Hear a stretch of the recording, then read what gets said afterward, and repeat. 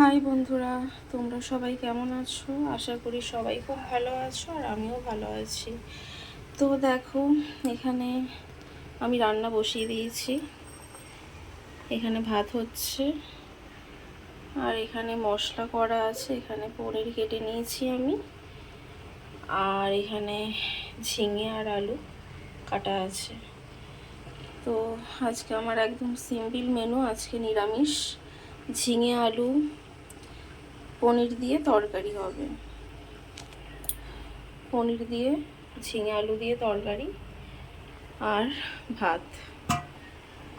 তো সবাইকে good morning. Good morning এখন নেই, এখন 12টা 7, তাও বলা যেতে পারে এখন গুড মর্নিং সবাইকে। বন্ধুরা, তোমরা সবাই কে কোথা থেকে দেখছো অবশ্যই জানাবে কমেন্ট করে। তো চলো পরে আসছি।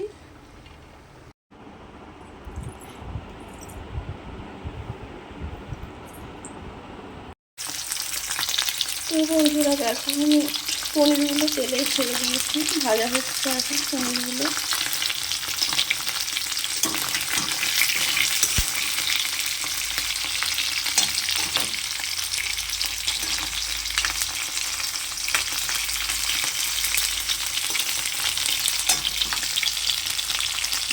প্রচুর তেল ছিটকাচ্ছে এবং মশলা পনির ভাজা হচ্ছে, পরে আসছি চলো।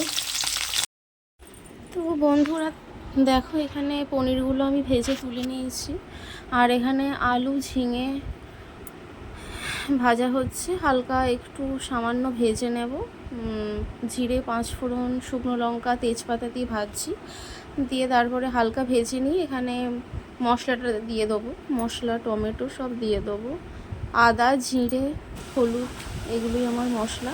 নিরামিষ তরকারি। তো দেখো, এখানে আমরা খেতে বসে পড়েছি, আমি আর আমার বর। পনিরের তরকারিটা দারুণ হয়েছিল খেতে, আমার বড়ও বলছিল আর আমিও খেয়ে দেখলাম, খুব সুন্দর হয়েছে।